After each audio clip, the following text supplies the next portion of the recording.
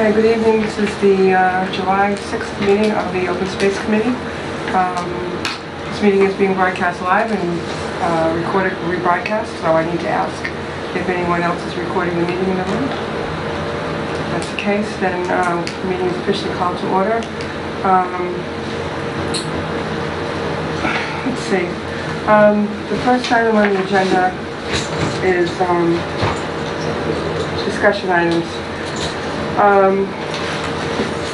We have a new committee email address that you set up for us, correct? Yes, for the chair, I've set up an email address for the town, or our IT director has set up the Open Space Committee at town.auburn.ma.us. And it's all lowercase, right? Yes, and I can get password to the 5 members off TV, or offline. And this will allow the public and any other folks to contact the committee directly to the email. Similar to what the Conservation Commission has set up through Gmail, we have it set up at the town. Right. So, Open Space Committee? It is Open Space Committee at town.auburn.ma.us. And you'll explain to us on TV how to log in. I shall. All right, thank you very much for doing that. Sure. Hopefully we'll get some input that way. Next item on under discussion items is public input from the June 29th joint session that we had last week with the Board of Selectmen. We don't have our minutes yet. I didn't know if anybody had any particular comments relative to what we heard from the public last week.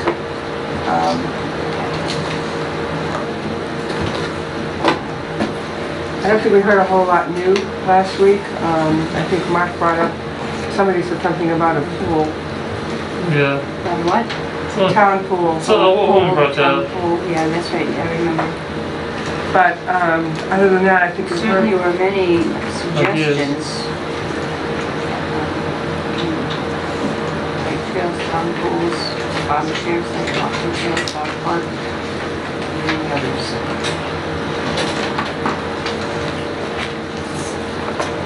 If I may, Madam Chair. Yes, sir. I was in attendance also. I was very pleased with the amount of folks that did come out to the meeting. I appreciate the feedback from the public as well. Obviously, I'd like to hear what more of the direct abutters have to say, since I think those were in short supply. But this being a public forum, certainly invite them to come out and share their opinions and help the committee make their decision. Yeah, and thank you, Matt. I just, you know, we've got a pretty tight schedule here. The selectmen, we learned from last week's meeting that they expect a recommendation from us by July 27th. And it doesn't leave us a whole lot of time. And they actually continued, I don't understand why, but they continued their public hearing to July 27th, but yet we need to make a recommendation for that meeting. So I'm not real sure how that's going to work. But Maybe because they want the residents to come still, maybe? I don't know, that's our role. I don't know. You know, it's our role to do the research and get a recommendation, so I'm not real clear on that. Did anybody, so no one has any comments from anything we heard last week? I think this one thing that was new when Jeff Levante mentioned athletic fields. That was something we've Oh, it's been talked about. It's been talked about, but not. I didn't realize that we really had a need, and I will reiterate what I said before.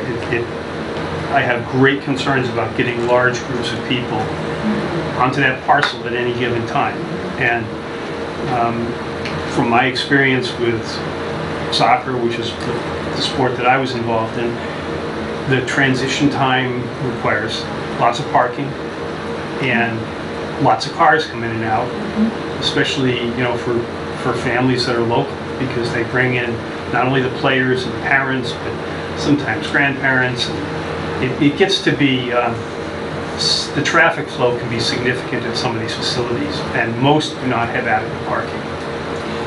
And it would seem logical to me that given that we've heard that there's only a 10 to 12 foot wide stretch of land that connects the Pappas Rec site and the former post property, it would seem to me that if you were going to put athletic fields up there, you would have to access the site, I would think, via Curtis Street. Unless there is an alternative access that's possible. And I mean, obviously, the logical thing is Curtis Street from our side of town. And you would have to build parking facilities on the Southfield Road side, wouldn't Yes. you agree? Yes, I Because do. everyone talks about how packed the parking is now at the Pappas Rec site. There's no room for expansion there. Right. So I don't know, to me it doesn't seem practical to, if you've only got a 10 or 12 foot wide pathway, I don't know how you build a road, continue it through, and it seems kind of counterproductive to me to drive throughout the entire Pappas Rec site to go through that little narrow isthmus, I'll call it, to get to the South Old Road side. Not to mention the fact that that's a significant walk Yes. from the Pappas site into the meadow. And I don't see that as being a feasible thing. It would work for a walking trail possibly, because that would become part of the trail. I mean, I assume it would, that it would start in one place and meander through. But I just can't see that. I mean, what I am curious about is, has anybody looked to see if there's a potential access off of Route 20 to this parcel? And I know there's abutting property there, but is there anything that's possible that, no matter what it's used for, aside from untouched open space, people are going to want to go there? And just for the sake of the residents that live on Curtis Street, Southwold Road, I just can't see increasing the traffic there on a road that's hopelessly inadequate to begin with. The only, I know that some of the Post family at one time did own considerable land going down towards Route 20 from the backside of the property that we currently still own, where the Pappas Rec site is, if you keep walking down over the hill. There's a parcel there that's owned by the Post family, or was, and there's a parcel adjacent to it that's owned by Dartmouth College. And I have never been down over the entire length of that side, but I'm told that there's a considerable wetlands system on that side going down, which is why it's probably never been accessed from that side before, I'm guessing. Not to say it couldn't be done, but I would think that the cost, It'd be very steep. yeah. So I don't know, I would agree with you that it would seem more feasible to enter from that side, but I don't know if it's practical. How did, when Mr. Post mowed that property, how did he get his tractor in there? I don't know, 'cause I anyone- never saw him do it. I'm just curious how, because there's got to be I suppose you could go down the hill from Southwold Road, but it's sort of a steep incline. I don't know, I think he came in from Route 20. Isn't there a I road? don't think so. I think, I could be dead wrong, but I would speculate that he brought his tractor down, maybe not down Curtis Street, but maybe he came in from the Worcester side up South Old Road. I don't know. He came down Curtis many times. He came down Did he? Curtis? Yeah. Probably came up Southwold too. So there's your answer. He didn't go down Route 20. Kind of went where he wanted, if you know what I mean. Well, that's neither here nor there, but, Okay. but anyway, so the point is that he accessed it via Curtis or South Old. So, probably the same way the town will access it when we decide to cut the meadow. Has it been cut yet?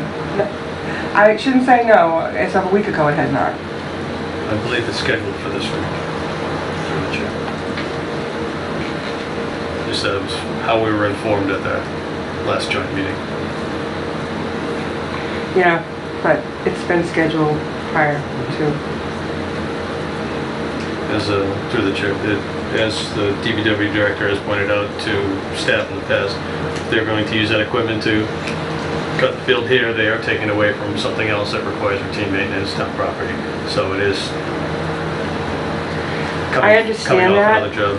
I understand that, and that's not particularly our role, I guess. Oh, right, but, right. But, that was brought to the attention of the powers that be when the property was acquired. So that's not really our issue, but, They're right. but anyway. So I guess one thing I wanted to talk to you about was, do you feel the next regular meeting would normally be on the 20th of July? Do you feel that you want to meet in between then? Do you feel that you want to wait till July 20th?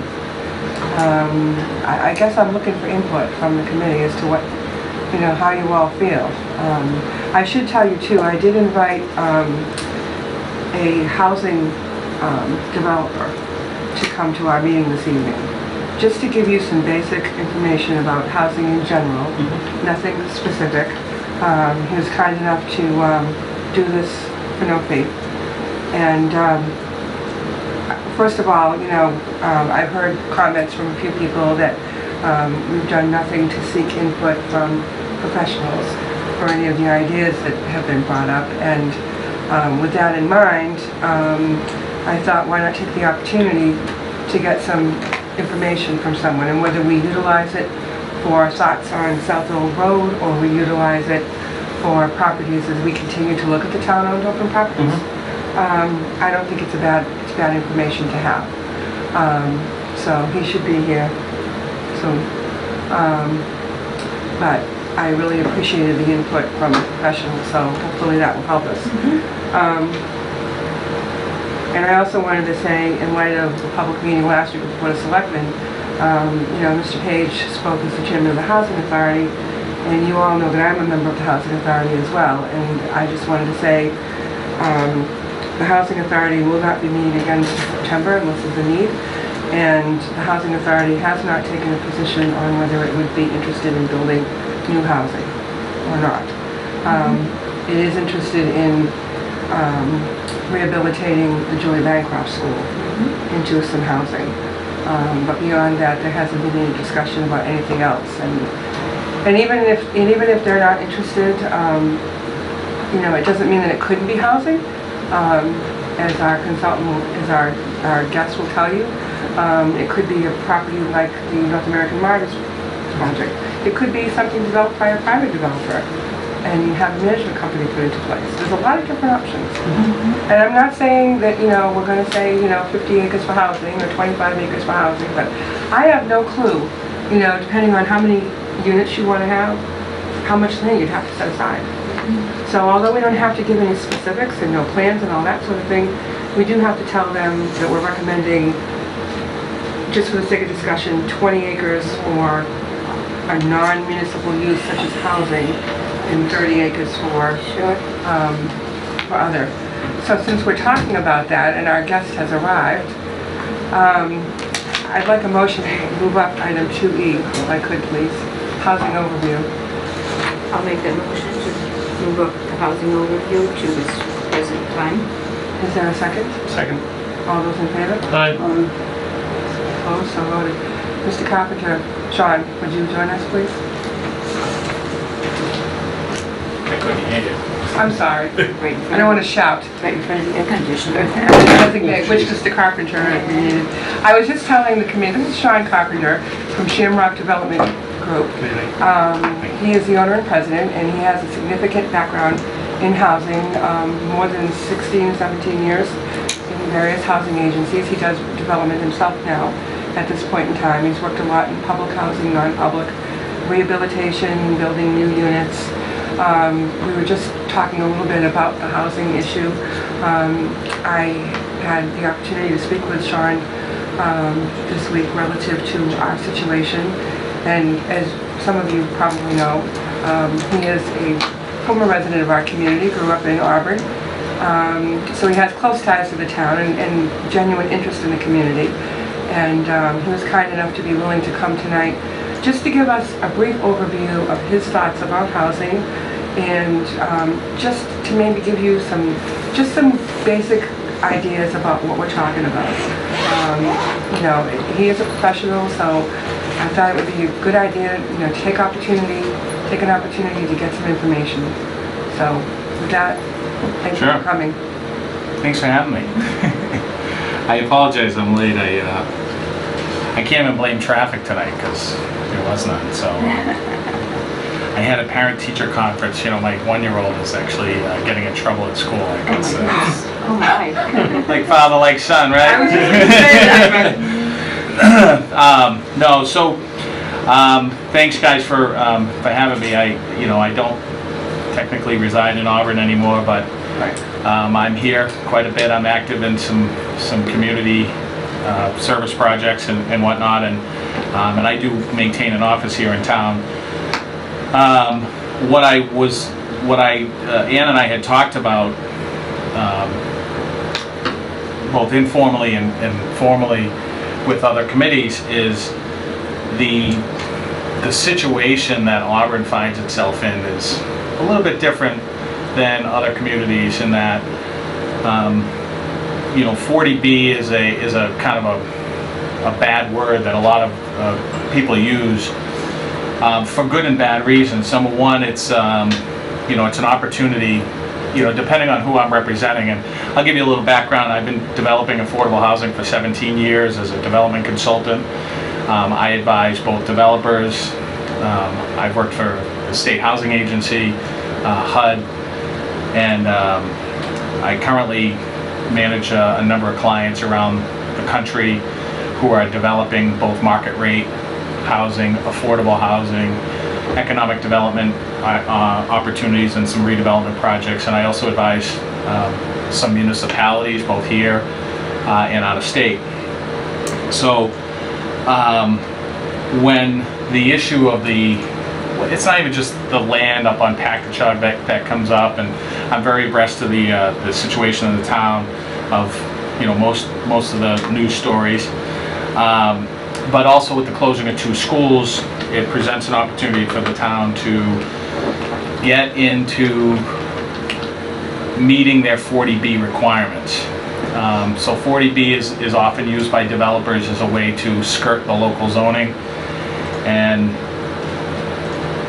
in this case, Auburn at 3%, or 3.4%, or whatever the number is pretty low.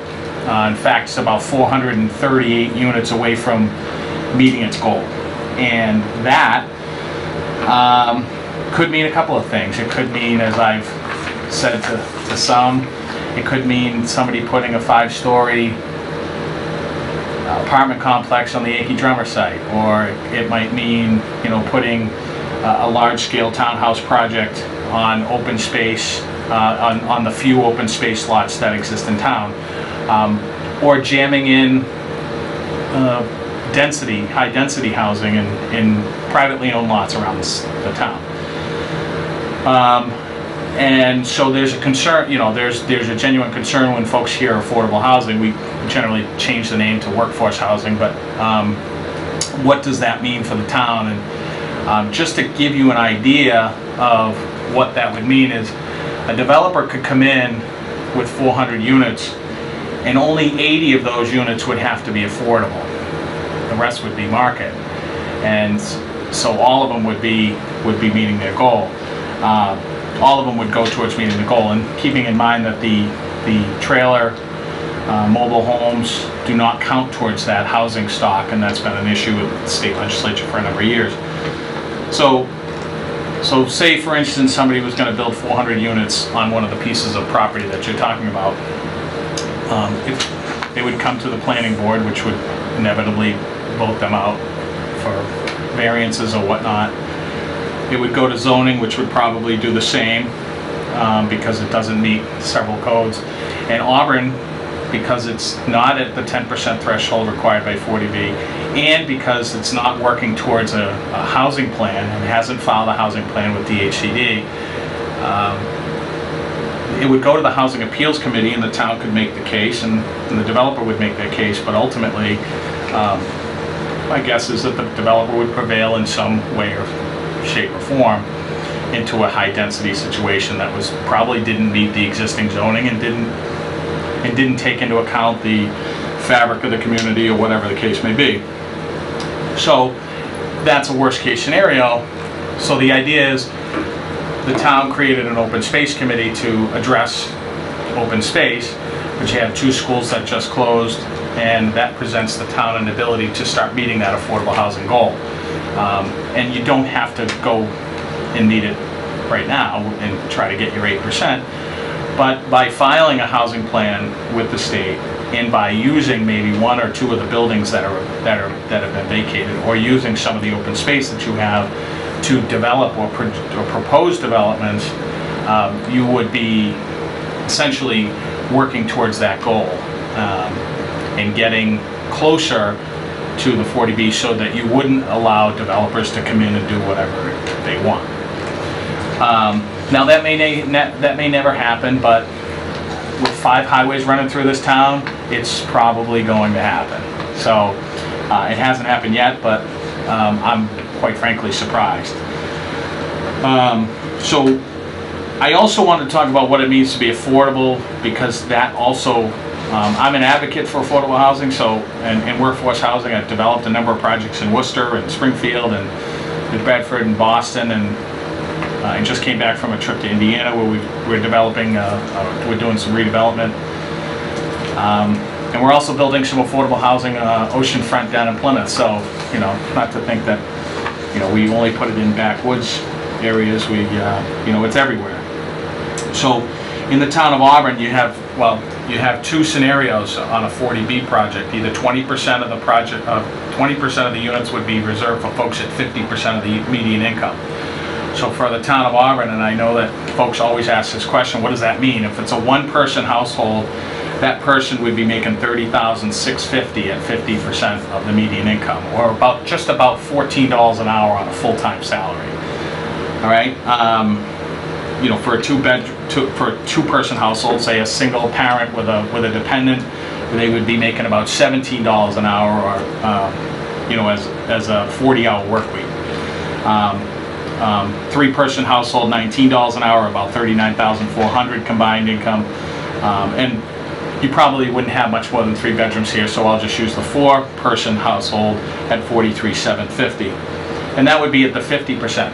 Conversely, a developer could come in and say, we're going to reserve 25% of the project at 80%, which is a much higher.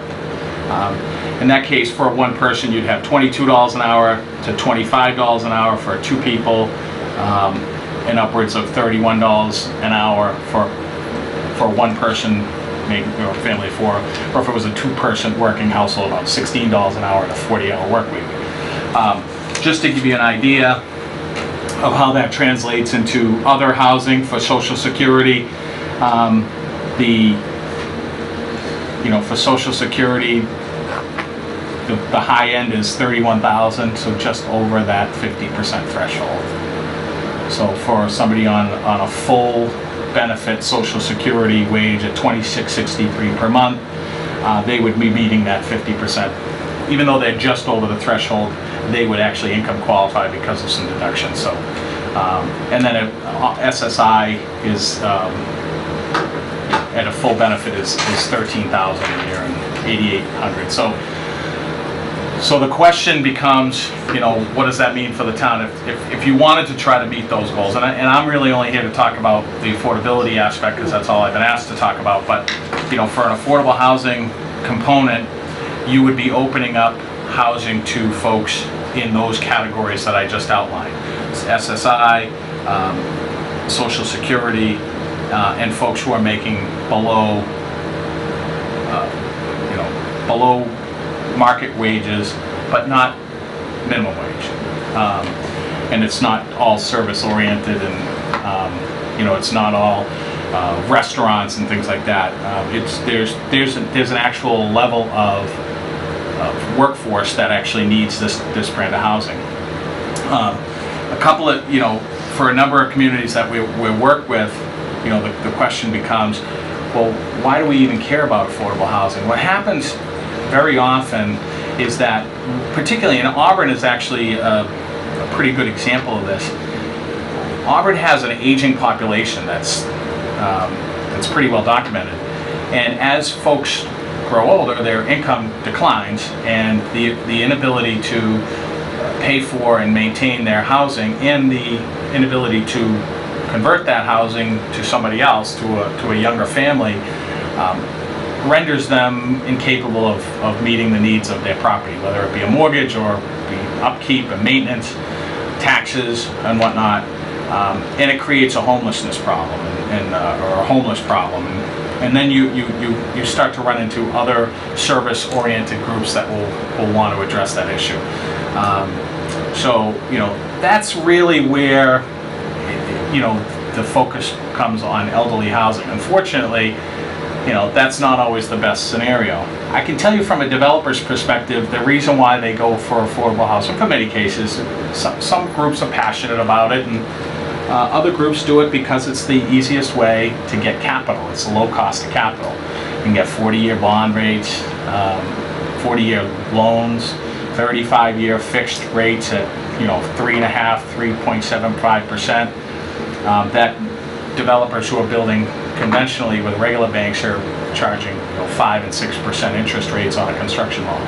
So, you know, for a developer, that cost of capital with affordable housing becomes much more palatable. So, you know, and that's why I kind of bring this up is, you know, there's going to be either open space that the town decides to work with either the housing authority or some local community development corporation or another developer as a co-developer, kind of similar to what Shrewsbury's done, or, you know, somebody's going to come in and skirt that zoning accordingly. So I think that's enough from me, unless you have, you know, I mean, I'm certainly happy to answer any questions about 40B or any type of the affordability requirements or other ideas for affordable housing or whatnot. So basically what you're saying is that it's better for the town to try to find a way to work towards its affordable housing goal in a positive way as opposed to having an unfriendly developer come in and force us into a situation that might not be what the town would like to see happen. Yeah, that's somewhat, yeah, I mean, what I would say is this. I would advise any town that I was speaking in front of that they should proactively try to meet this goal, right, either through an affordable housing program plan that they file with DHCD or through their own development protocols that can be set up through the housing authority or community development corp or another developer.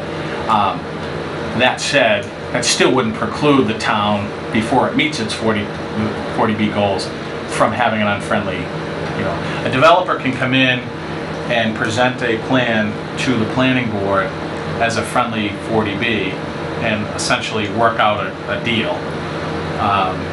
Or they can come in and push and jam and ultimately they're not going to get, you know, the planning board could not vote for a project that doesn't meet the zoning requirements, so it immediately would become an unfriendly. So either way, it's going to go to the Housing Appeals Committee. You know, there's some incentive programs for the town to go friendly, and I'm just not sure that would be the way. Given the amount of land that's available for this type of development in Auburn, and what I know of the availability of Auburn property, I can't imagine that there's a piece of property where everybody would say, yeah, this is a great idea. You know, it's whether it's Mary D. Stone or if it's the Yankee Drummer site or if it's Southold Road. You know, I don't see a whole lot of support for a large-scale development, so I don't really see a friendly 40B happening here. So I think it's probably better for somebody who's not looking for, you know, Washington aspirations to kind of take that ball and run with it. Because whoever it is not going to be, you know, unfortunately there's a lack of information about affordable housing and what it really means, and I think what happens is we miss the boat because people focus on the negativity around. I've been working around affordable housing for a long time, and I can tell you some of the worst projects I've been in are the ones that you wouldn't expect me to say, like elderly buildings. But you know, I've been involved in projects like Plumley Village, which I'm very proud of the redevelopment we did down there, and back about, you know, just almost 10 years ago. And I've been involved in projects in Jackson, Mississippi, to Washington, D.C. and Chicago that have been very dangerous, that have just incredible residents and people who really, you know, take pride in being members of their own community. I think, I'm sorry, go ahead, Mark. I still like to see some of it as a market rate. So the resident doesn't have to be with, so you have to deal with the rules of HUD. But only 20% of it would be market rate, typically, right? Well, no, I mean, 20% would be that would be the- affordable. The rest of it would be market it rate. would be either 20 or 25, that's the low threshold. Right. But I can tell you that if somebody came in and wanted to develop, you know, say it was a large open space, they would probably try to attain some low-income housing tax credits. In which case they would go 80% affordable and 20% low income. And that 80% would be at 60%, which is in between the two numbers that I previously gave you. So, but in almost every case, there'll be HUD or HUD-like requirements. So whether it's mass housing or DHCD or you know, or HUD, there's going to be requirements. And there's going to be oversight, whether it's from a conventional lender or from a HUD type lender. I mean, most likely any developer that comes in that's going to develop a site is going to use HUD or mass housing financing. You know, I mean, that's a kind of a broad statement, but that's. Well, just speaking for myself as a member of the Housing Authority, I know that there is a need in Auburn for not only family housing, but elderly housing. As folks continue to age, as you mentioned, there's just going to be more and more of a need for it. So in my mind, and again, I'm only speaking for myself, you know, what I had in my head was something like 50 to 100 units of senior housing for a location, whether it's South Old Road or, you know, other parcels of town-owned open land that we're looking at. You know, the elderly housing that we have here is all two-story buildings, stairs. And, you know, typically as folks continue to age, the stairs become an issue, and a lot of folks can't take the apartments because they can't live upstairs. So then you're looking for a multifamily building, or, you know, obviously if you only had one-story buildings, you'd have to utilize a lot more land. You know, and we don't allow multi-story buildings here. Well, I shouldn't say that, because Kateri is 3 stories, and they do have an elevator. So that means everybody can live on any floor. But if we were to have something, Kateri has 30 units in it, and then they have a community room and some meeting space. But if we were to have something like that, like 50 units, say 50 units in a multi-story building, can you give us some idea of, you know, we have to tell the selectmen, or recommend to the selectmen, I should say, if we were to suggest housing as a use, how many acres would we need to set aside? And we don't have to give them definitive information, but we do have to tell them, because they're looking at taxable versus non-taxable bonding. And so we need to tell them X amount of acreage would be needed for. Can you give me some idea? It's a tough question because, you know, I mean, we build, you know, 100 units on a postage stamp lot in Boston, but we can go up 12 stories. You know, a developer can build multiple stories here to the extent that there's apparatus from public safety to handle that type of facility. So just because the zoning right now says you can't go above 2 stories or 3 stories, 2.5 stories, whatever the case may be, that doesn't mean, you know, any developer could come in and say, well, we're going 40B, and ultimately that may win out in the Housing Appeals Committee, but, you know, one could never tell, especially with the, you know, if the apparatus is fairly new and it's probably, you know. I can tell you in a project that I'm working on right now, we're doing as a friendly 40B, and the town has a limit on 3 stories. We worked with the fire chief, and we're going to go 5 stories, potentially 6, but they've got the apparatus, so we've worked it out with that town. We haven't even, I can't tell you where it is right now because we haven't even presented it publicly, but I can tell you it's 8 acres of land, and we're developing 240 units. On 8 acres? Yeah, so, but it's, you know, it's 6 stories, it's also zoned differently. It's zoned for transit-oriented development. It's on a train line. It's not in Boston. It's in a suburb, very, very similar to this town in size, scope, and every other component. And I mean, even the same style of government, where, you know, planning, zoning, that whole. I mean, so It's a very similar project in 8 acres, so it'll be that project will be 5 6-story buildings with retail on the first floor.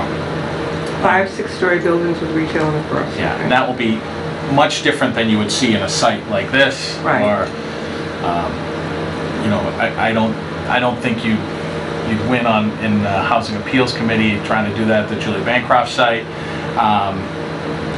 You know, so that's just an idea.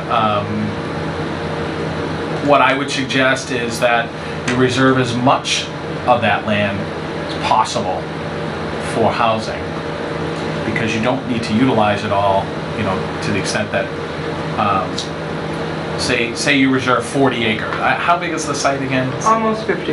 Okay, so say you reserve 50 acres and it's all gonna be for housing. And you only develop on 20 acres, you know, ultimately, you know, you can parcel it out in a way to incorporate that open space as part of a housing project.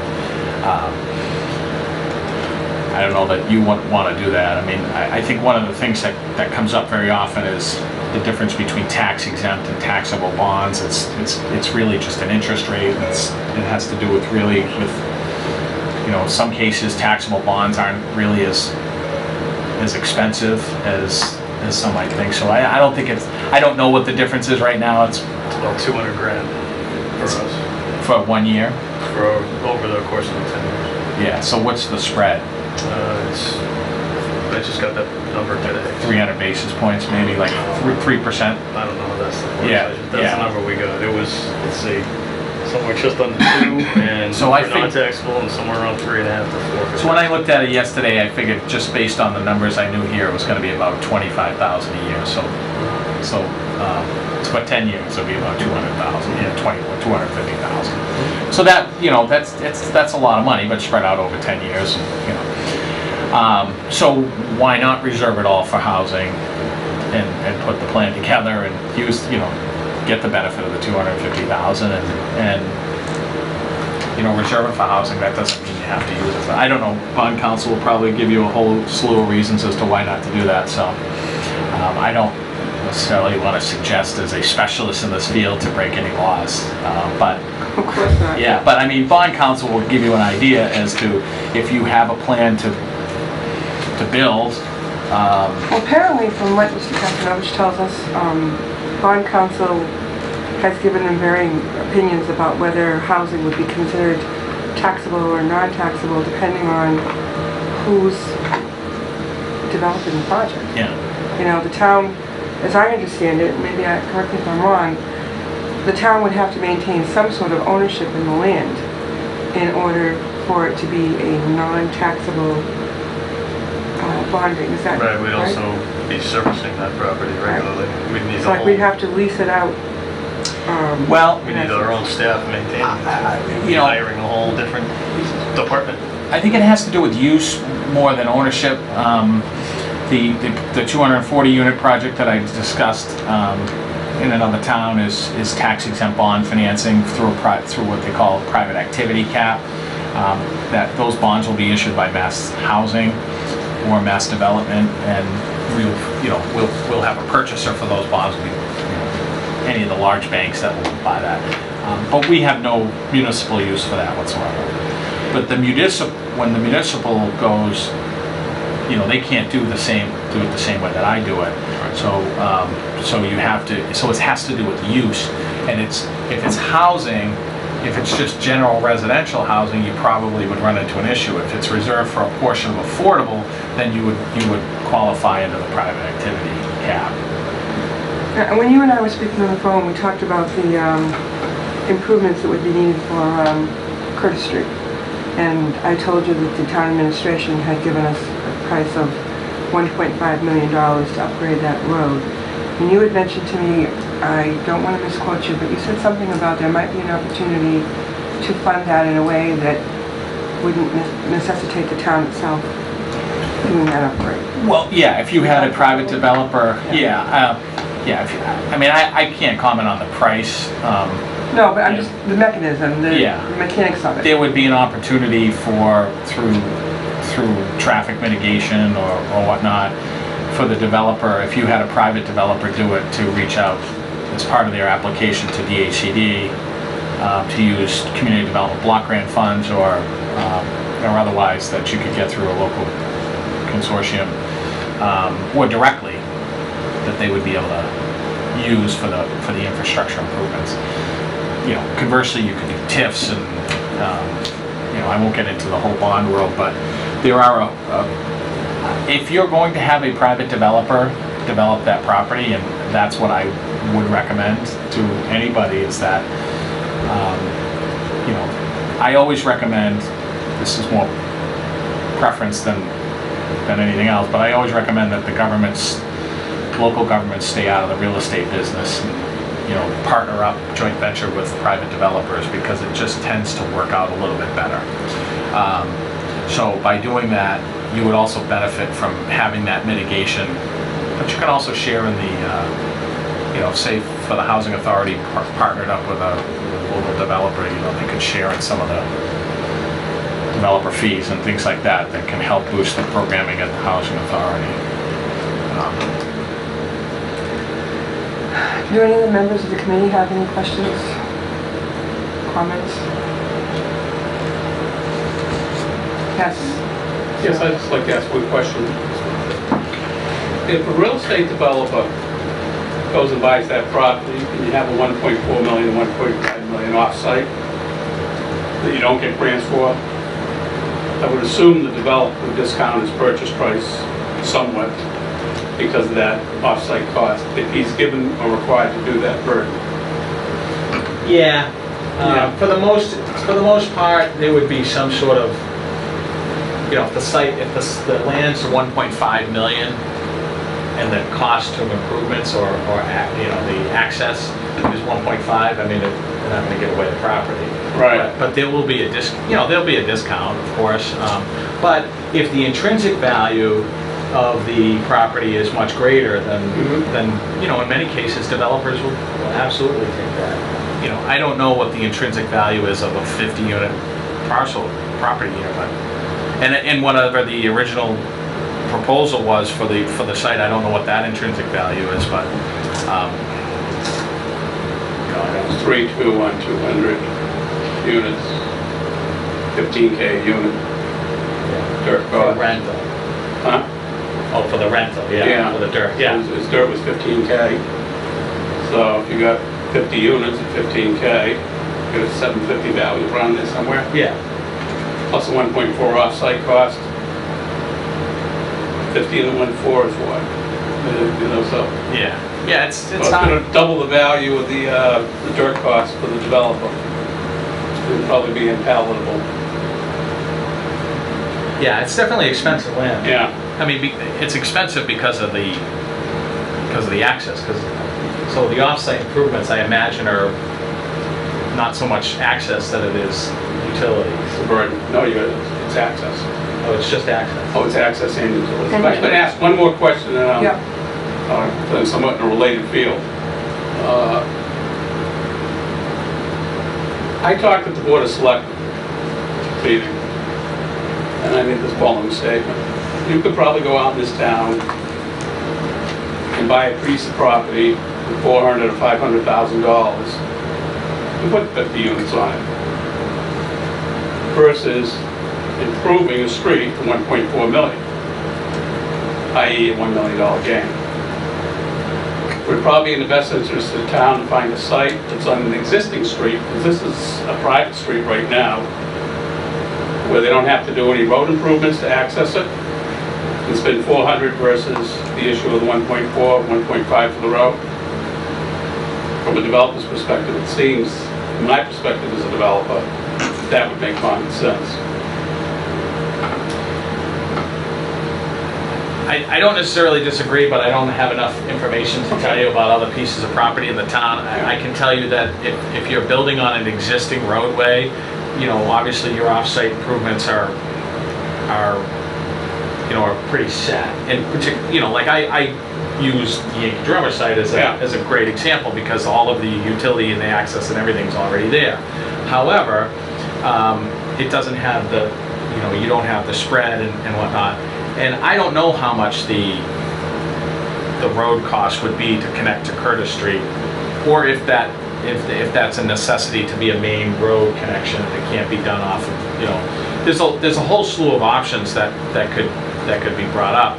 But I don't know if, That's the cheapest way in. Yeah. South Old Road are probably about Yeah. 1.7. Yeah, I mean, I gotta imagine that's probably because it's probably soggy dirt or whatever. Or, No, it's 2,000 feet. Then you get another 1,000 feet of Worcester line, undeveloped. Somewhere around that area. So there's no fill replacement, that's just a straight road? Oh, no, you're gonna construct the road. Yeah. It's a gravel bed. Offering utilities and undergrounds, the whole 9 yards. I think the sewer and water isn't too far from the location, from what I'm told. Right. No, but if you came in the other way, Through Curtis.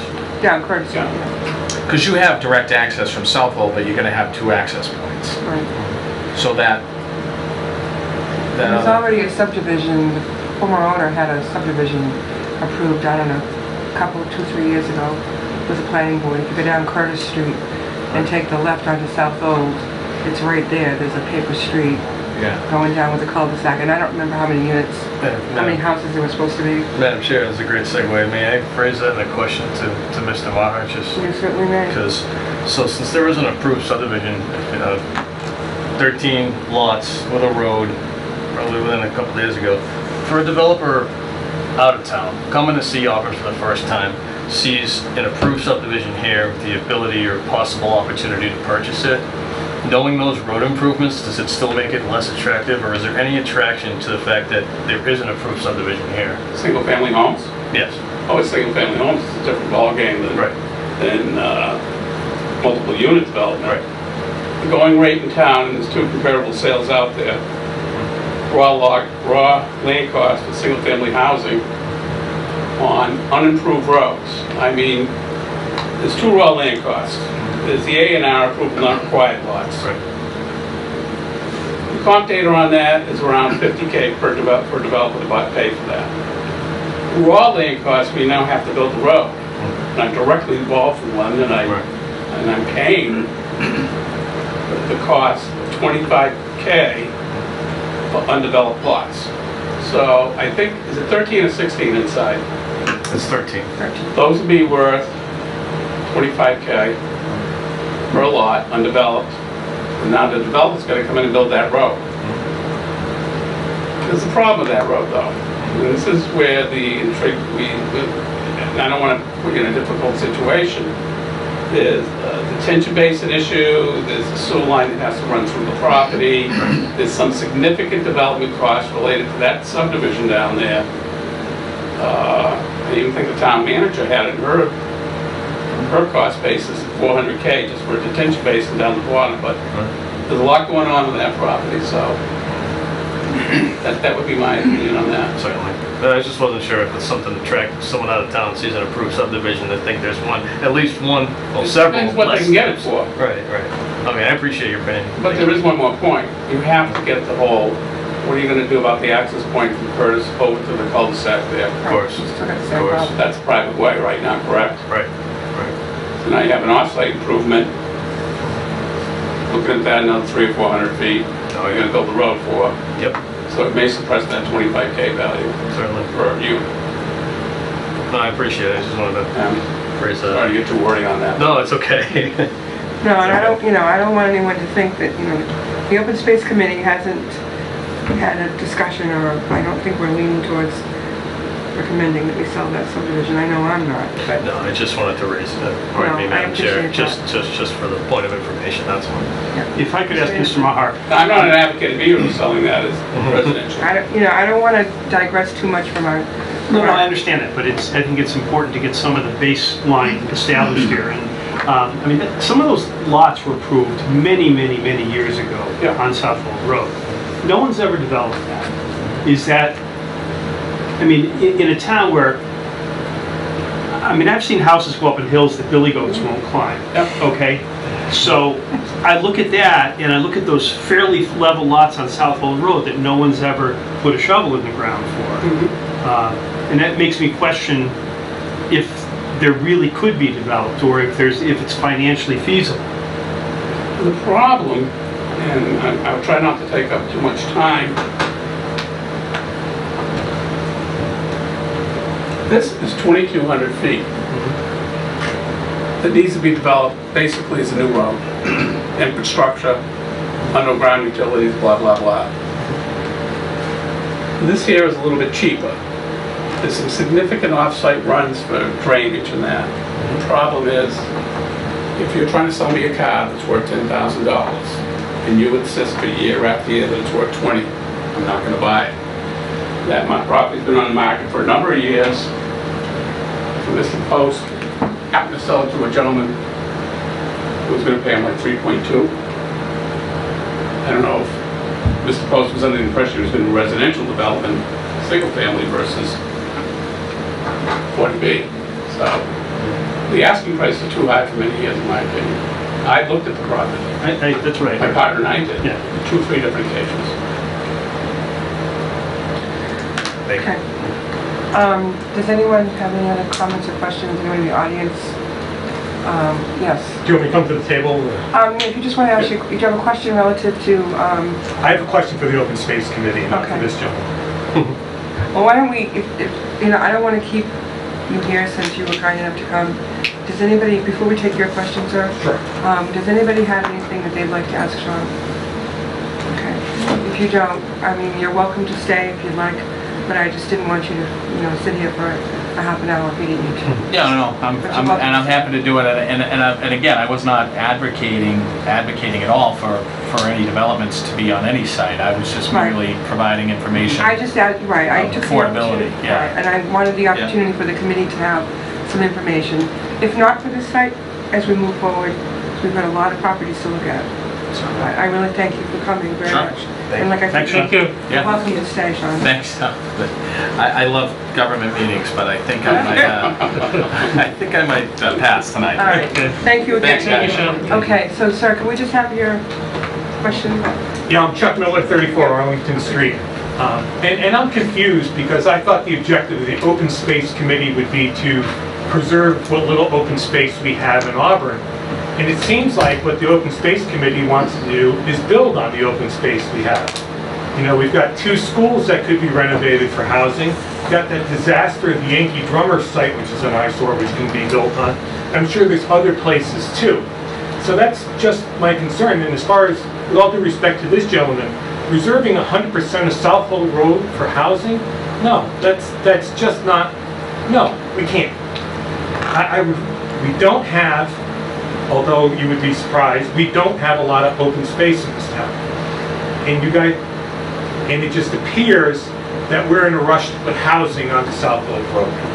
It's just a comment, I expect a response, but I find it troubling. Well, I'm just going to speak for myself. I mean, nobody wants to see some of the land left open more than I do. But I also recognize the fact that we spent $3 million for not even 50 acres of land. Is the town in a situation where it can financially afford to not utilize some of it? I'm certainly not advocating for a private developer to do that, just speaking for myself. But, I mean, I recognize the fact, I think we're going to have to give up something, but I sure hope that we're going to keep some of it open. And when I say open space, I'm not talking about the Pappas Recreation Site. I'm talking about real open space. You know, I know the town has plans for walking and or biking trails there. They just recently got a grant to address the feasibility and to have some studies done over there relative to wetlands and that sort of thing. So you know, there's a lot of other property in town. Some the town owns, some the town doesn't. You know, we don't have it. You know, the town doesn't own the former Yankee Drummer site. You know, there's the Martin Brothers Piggery up on Prospect Eddy Street up in that area. You know, I forget. 300 acres? There's 300 acres in Oxford, and I forget it's less than that in Auburn. But it's a, you know, that's a huge thing that's waiting to happen over there. You know, we have a lot of town-owned property that's just sitting. And some of it we're not even familiar with. And some of it may be tiny parcels that maybe couldn't be utilized for anything, and probably the person that would probably want the property the most would be the one that owns the property abutting to it. And it might be so tiny that it wouldn't even be big enough for a house lot. So I think we're just trying to keep our options open, and I think we're trying, I mean, I myself, trying to be realistic. And again, we're only an advisory board. The selectmen can, you know, when we make a recommendation to them on the 27th, they may toss it out the door. I don't know what's going to happen, but I'm not, and I'm only suggesting housing because I recognize the need because of my hat I wear on the housing authority. You know, and again, it's only preliminary. I mean, we're talking about a cemetery, we're talking about expanding the golf course. A lot of different things have been mentioned, but nothing has been voted on for us to recommend at this time. And I, you know, what's left of where the Pappas Rec site is still about 40 acres that they haven't touched, that the town owns. I'd like to see that left the way it is. You know, I don't think that's going to happen because I think people have other plans for it. But, you know, I'd sure like to see it stay open. You know, we started out with 120 acres there, and it was down to 80 acres still open before the Pappas Rec site. And so that has taken up almost half of it. So... Can I ask another question, not related to that? At the last meeting, and I've heard a couple times people talking about community pools. And yeah, town pools. Yes, and Auburn is fortunate to have all these ponds and such that can't be swimming. They can't swim in. And I was wondering, I don't recall the reason why, but is it feasible to look at cleaning those up first before building a community pool? And I think those are all things that are good to have out in the open and things to talk about. You know, and again, we're only advisory. We can suggest all day long, and you know, there's no guarantee that anybody's going to listen to anything we have to. I just wanted to throw that out. No, I appreciate that. You know, and most of you know, I spent 25 years on the Conservation Commission, and you know, there's been a lot of talk over the years about resurrecting Rotary Beach. You know, that was one of the, I guess, years and years and years ago, before I ever lived in Auburn. It was a hot place. Well, yeah, but I guess there was a problem with turbidity in the water, and the reason why it was closed was because they threw a white, like a white disc or something into the water, and they couldn't see it. So what it was deemed that it wasn't safe, you know, for kids to be in there, because if there was an accident or something, there was concern about whether they could be seen for someone to rescue them. You know, so, and I don't know what the water quality issues are now, and there's been problems with bacteria counts and water problems at the, Camp Gleason? Camp Gleason, thank you. You know, and I don't really know what the source of the problem there, but you know, the issue is always money too, is trying to find a way to pay for rehabilitating those spaces is not, it's an expensive proposition, and you know, money's always an issue when you're trying to do something, but I appreciate you bringing that up, because I'd certainly like to see if there was an opportunity to do that before we built a town pool. Town pools are expensive, and there's a lot of maintenance involved. A lot to maintain too. It just seems every other town in America has figured out a way to swim in their ponds. And maybe we can do that too, I hope. And you know, and again, you know, our role is pretty limited on, you know, looking at uses for open space, but I mean, I certainly think it's good to have a dialogue about other opportunities too. Can I make a suggestion? You may, Mr. Mahan. Okay. I originally came here tonight to talk about this before the bill said expert. You have to focus where you're going here, whether you're going to have passive or active use, okay? And what I want to bring up to the committee tonight, and I'm a little concerned because all I hear about here is housing going down there, a little undefined. I think you might want to have some experts in on parks, bike trails, farm share, that sort of stuff, to get the people to do a true assessment. I think what this committee might want to look at is make one judgment. Have your next meeting up on Curtis Street, or have it on South Old Road, okay? And make one judgment. Is it in the best interest of the town to spend $1.4 million to get here? Because if you make a recommendation for land use down here that's high impact, you're going to have to improve the road. Now, it's even worse from Worcester. You have to improve all this dirt path.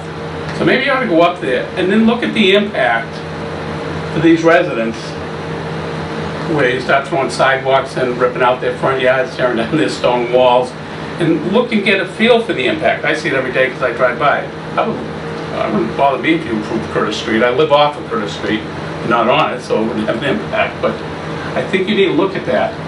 The town did make a judgment to spend $3 million with no hooks to come back and do anything with it. They made that judgment at the town meeting. They said, grab it, we don't want to do what they proposed. So you're kind of going back into where it was before, less units, and say to the town, well, we got you to buy this because we didn't want you to put housing down there, now we want you to put housing in there. It's kind of convoluted. But if you make the judgment for active use, you're going to have to go back to the town and say there is a potentiality, Mr. Board of Selectmen, Mrs. Board of Selectmen, that you need to spend $1.4 million to get here. So if we want to put some housing down here, that may be a component. The developer's not going to pay for it. It's going to get offset. No developer will say, I'm a good guy, I'm going to spend 1.4 to get to your site. I'm not going to pay you the money down here. They're going to take it off the land cost, so you're going to get shortchanged there. So you really have to decide, do you want to go passive or active? And that judgment's dictated by access. And maybe you ought to look at it and say, maybe it isn't worth going active up there. Maybe you ought to stay passive, like a bike park, the walking trails, all that sort of thing. And maybe bring some of those experts in, you know. Well, they're already going to have that anyways. The town's already, they're going to have the you know, even if we vote to sit there and do nothing for 10 years, they can still build their bike trails and walking trails, and they have every plan to do that. But the judgment's all we hear about is housing down here, elderly housing. Elderly housing. Madam Chairperson, I'm in the real estate business in Auburn. I'm the first one to tell you that we need more housing for people who can't afford the average sales price in Auburn. Okay? There's no question. That's not common sense, spending $1.4 million. We can go on all night about that. I've been there on that.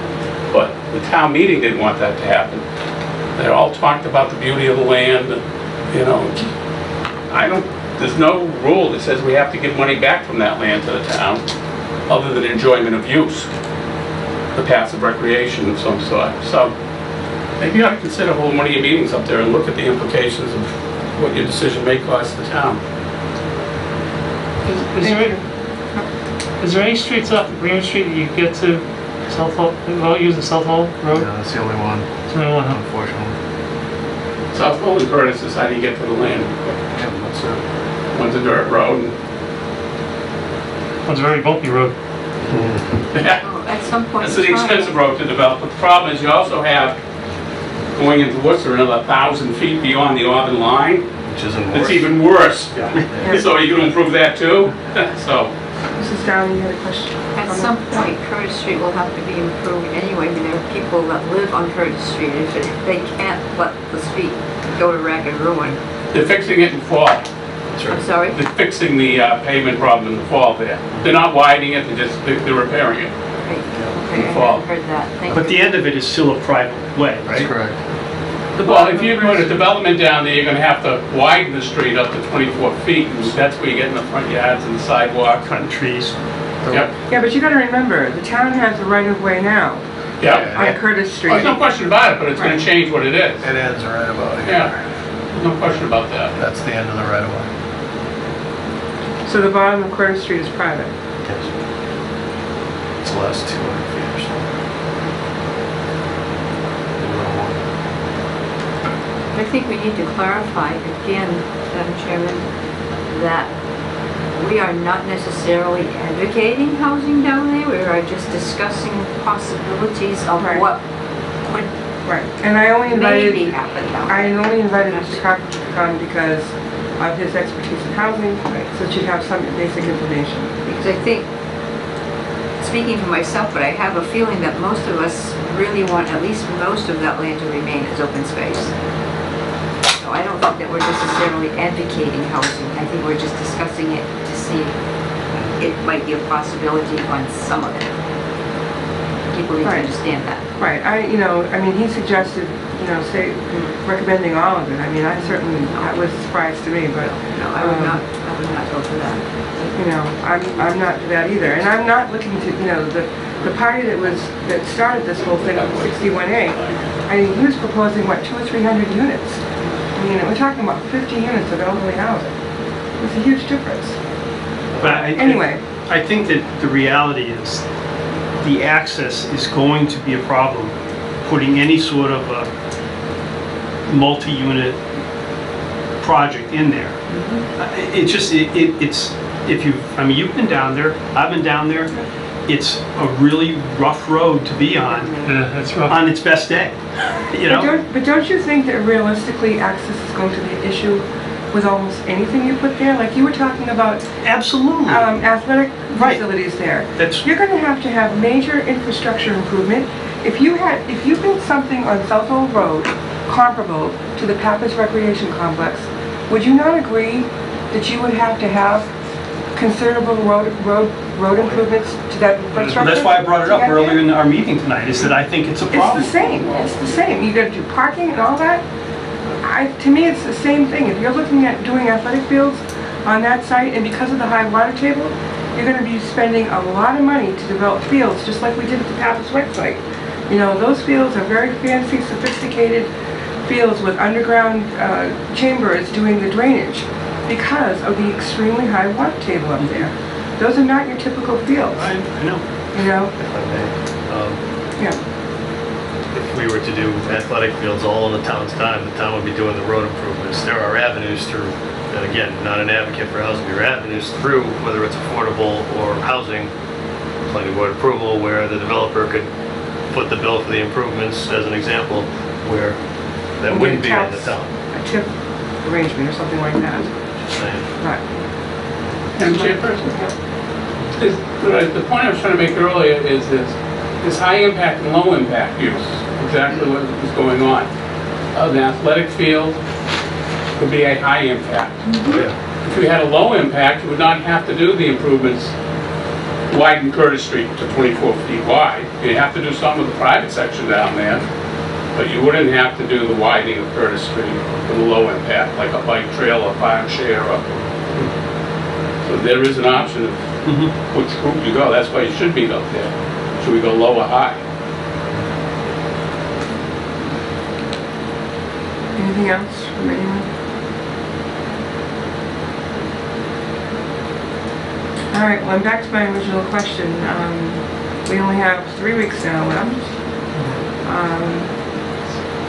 Do you want to think about this and meet on the 20th and make a decision on a recommendation?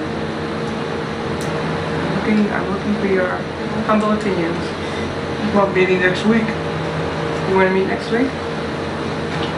I'm on board. Do you want to meet next week to discuss it more, or are you looking to make a decision next week? Discussion. Yeah, I think there's, if we can maybe get a list. Do you want me to try to get someone from the Parks Department, Cemetery? Do you want me to try to get some of the town department heads? I'd have to ask the town manager for permission, but... Madam Chair, I would recommend maybe someone from Mass Automall or the Greater Worcester Land Trust, as opposed to someone that works in town that's kind of representative of the owner of the parcel. It may be some I of don't know if their you're gonna be able information to might get- be better. I mean, I would love to see, that's another thing I've always been interested in is a land trust, but that's, you know, there should be a lot of support for that, but if we could get somebody from the Greater Worcester Community Land Trust, that would be great. I don't know that you're gonna get somebody on that short notice, but... What were you saying about a list, John? If we put together a list between now and our next meeting, whenever that is, of all the possible uses, and maybe start to knock some of these off as things that we don't consider to be appropriate for whatever reason, and narrow down potential uses. We have that list that was given to us on 6/8. Yes, and that probably is pretty comprehensive, Yeah. but there may be a few things that aren't on there. Those are the permitted uses Right. per our zoning regs. Right, there's a lot of things we've been talking about that are not permitted uses for our zoning regs. Right. So, but we can make a list. So, You know, I can make a list of everything that anybody's talked about in the last 3-4 weeks. even so, the task of the committee, pardon me, Madam Chair, is for municipal, non-municipal, not particular uses. No, I know, don't but wanna do You know, it but too how much. do you, I guess the problem is how do you decide if you're gonna recommend to the selectmen to put 25 acres aside for non-municipal and 24 point remaining whatever acres you can have that for municipal use for your bike trails? Unless you have some clue as to what you Just want to gotta do do, how do you decide? I guess that's what's troubling me. You know, to me, if you want to put up a farm share, that's a whole lot different than, you know, some other kind of a use.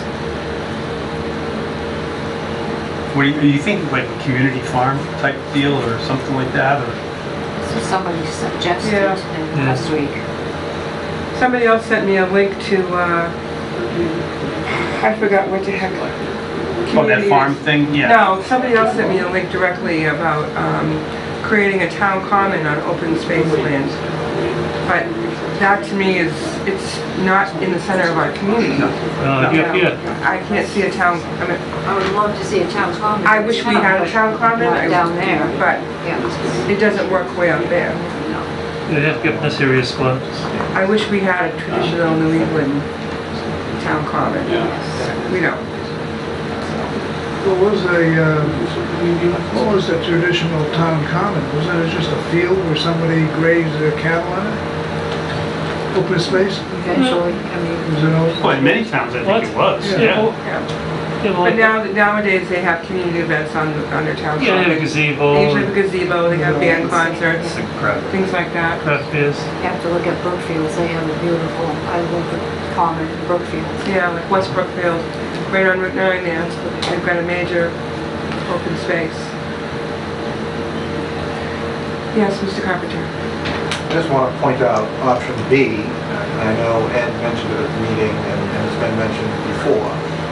You're under tremendous pressure, and I couldn't agree with Mr. Margaret more that to expect that in 60 days you're going to come up with the holy grail for this site is unreasonable in the extreme. There is the option of the ban for a year or two. I think what Mr. Anderson is suggesting is a good idea as well, because that might inform whether you are going to recommend a 2-year ban or a 1-year ban. To see, you know, the chairman of the Board of Selectmen asked that ideas be brought up, and then discussing it with people in the community who come from all different walks of life, the idea of elderly housing came up. Certainly, I don't consider South Old Road to be the only site, and I don't think that this committee needs to say elderly housing or anything else on this site. But you do have another option. There is an expense to it, but there's an expense that we've undergone for a $3 million parcel. No matter what we do or what we don't do, I walked the site last week, and there's already been dumping on the site. The field, which Mr. Post, when I walked the site with members of the community, including 2 experts, one a wetland scientist, one a civil engineer, Mr. Post mows that twice a year, or did before he transferred ownership. Hasn't been touched. The grasses are pretty high from what I can see. Resources are always a problem. Economically, there's only so much we can do as a community, but you know, you do have that option if you feel that that is something that would be beneficial to the town, to recommend a year, 2 years. Again, there's an expense, but there's an expense to leaving it sitting there for 10 years. There's an expense to developing walking trails.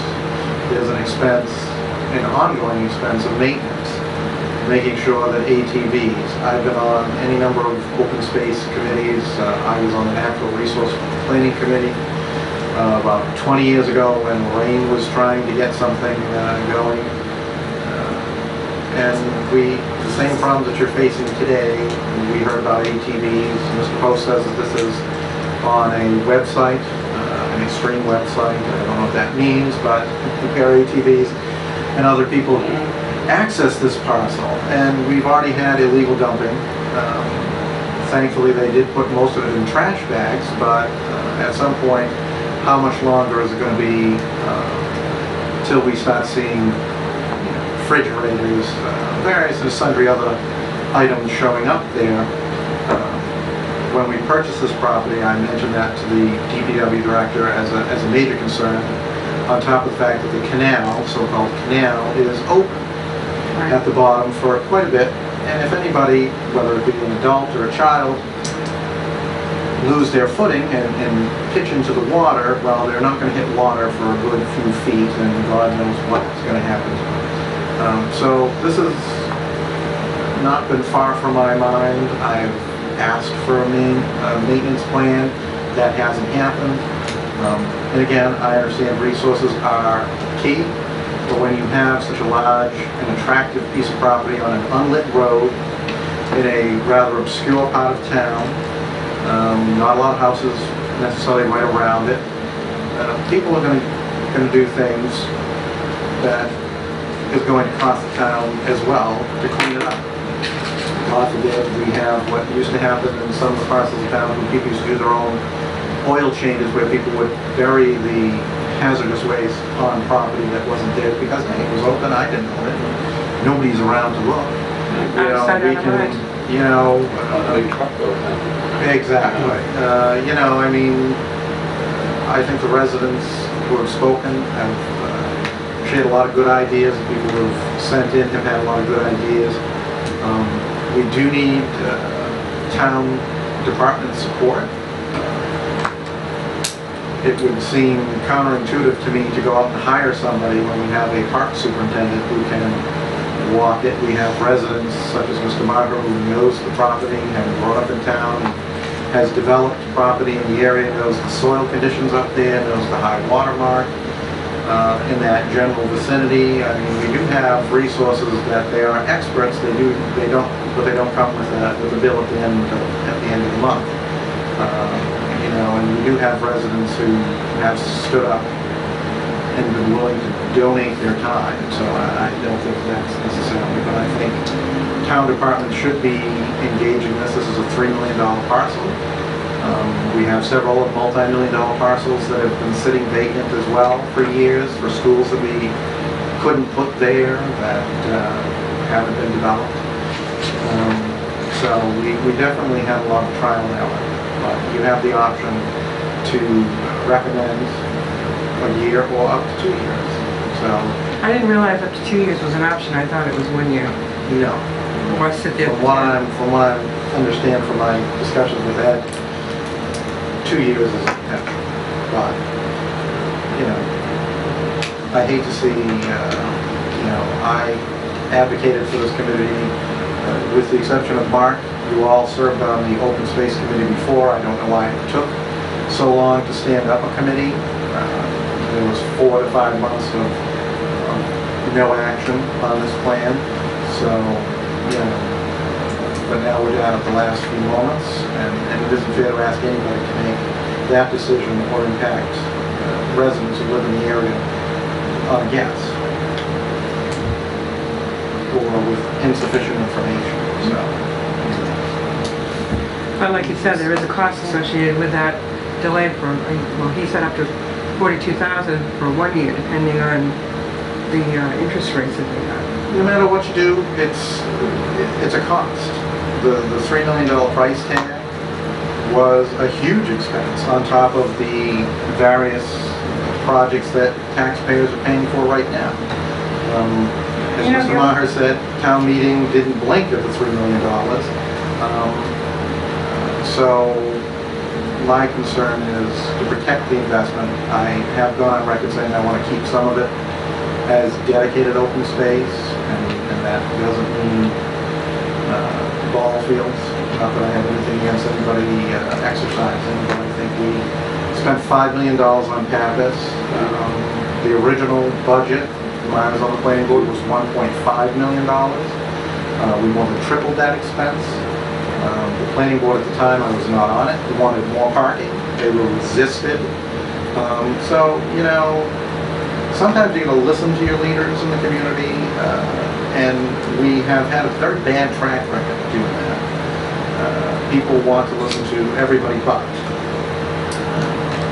And a lot of times we have a lot of very valuable resources right here in the community, you know. And that would be my point, that people ignore their neighbors and want to see somebody come in from out of town and tell them that this is the way to be. And, you know, we have a lot of people, we've been fortunate to have a lot of multi-generational families in our community. Certainly that's fraying. Yeah, I'm very concerned too about that growing back into forest land. You know, at one point that was all forested, and Mr. Post turned it into pasture land. And Mother Nature doesn't take long to take back over, and look how much it's grown in just one, not even a full grown People season. lose acreage. It's incredible how it's grown in already. Couldn't you lose acreage on a wetland basis? Well, if the wetlands grow, sure. Yeah. You know, if I feel bad for this committee, I really do. You've been given an awful task. You've been given 6 weeks to come up with a game plan for a $3 million piece of property. I couldn't do that professionally, working full-time at it. I'd almost like to see you go into the selectmen and say, look, we want to set aside 10 acres, 15 or 20 acres for this use. Specifically, set aside 20 or 30 acres for open space, but you can't do that. You're just grasping at something. I really think you ought to look at maybe taking a year to do a real good in-depth look at it, or two. I prefer a year, but... You know, again, speaking just for myself, I really didn't want to delay because of the cost involved with it, but I guess I find delaying for 1 year more palatable than I'm not going to support letting it sit for 10 years and doing nothing. You know, I will not support that. It doesn't mean that the committee wouldn't recommend it, but, you know. I was under the impression that we had to recommend the 10-year option. I didn't know that we had 2 years. No, we talked about that. I didn't know that we were able to. Yeah, I didn't know 2 years was an option. I knew 1 year. We talked about that last week, about the cost. Because Mr. Kastanovich said that it would be between, I think he said 30-something up to $42,000. $42,000 over $3 million is not a big percentage, Right. so... But it would depend on the... Golden asset, 42 is not a lot to get the answer right. So the reason the board would like their decision quickly is because of the bond rating and the interest rates. I know the rates for non-taxable is somewhere between 2, and the taxable rates somewhere between 3, 3.5 or so. And through their discussions with other folks in the field, that those rates are expected to go up, but then again, they could go down in the future. It's not foretold by anybody accurately, of course, so... Well, it's hard to forecast, too. Of course. You know, Mr. Kastanovich did mention his concern about what might happen in Greece, and, you know, with what's on the news today about that situation, who knows where interest rates are going to go. Exactly. Over that. So that's kind of the push is right now we're securing our bond rating and good favorable review we received this year. This one of the top 2 reviews we possibly get. That's the push from the powers that. So, am I hearing that you folks want to meet again next Monday? Next Monday, with all due respect, Madam Chair, we may have a meeting room conflict between Board of Health meeting here and the Select Board. What time do they typically meet? 5:30? I'll have to confirm that with you. You can 5:30, yeah. Yes. So it may not be an issue, we'll see. Oh, there's always the cellar.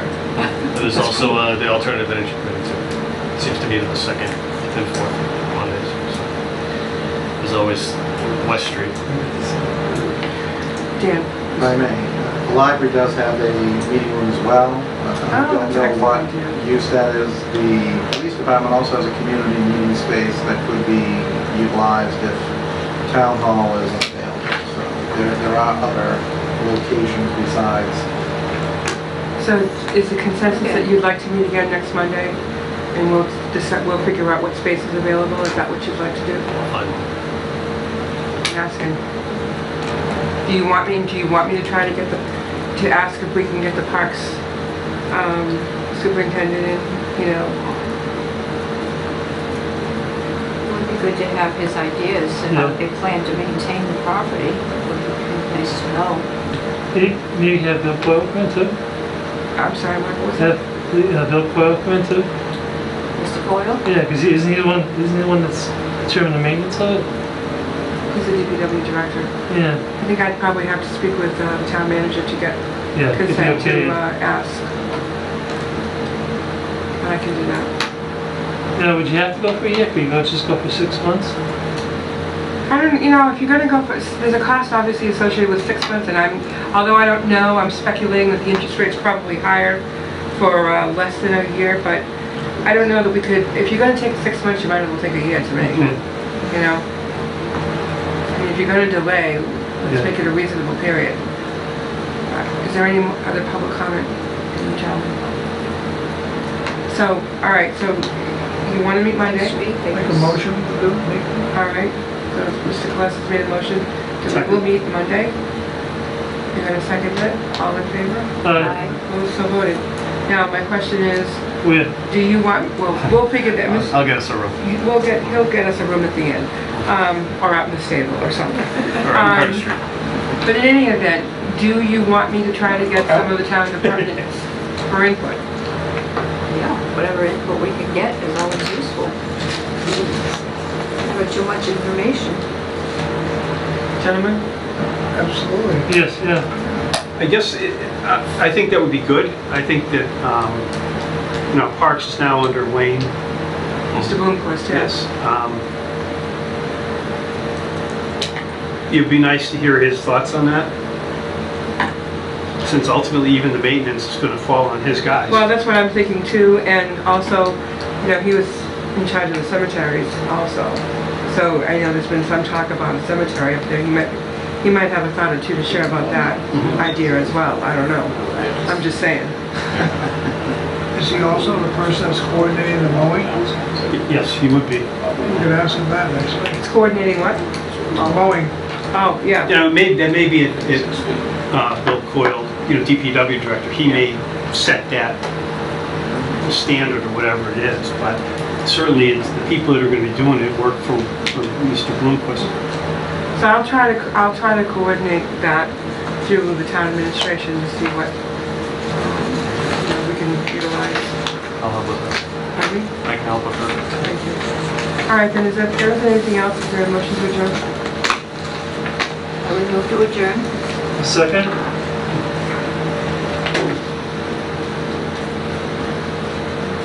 All in favor? Aye. Aye. Opposed? So moved. Thank you for your patience. Thank you. Thank you. Thank you all for coming.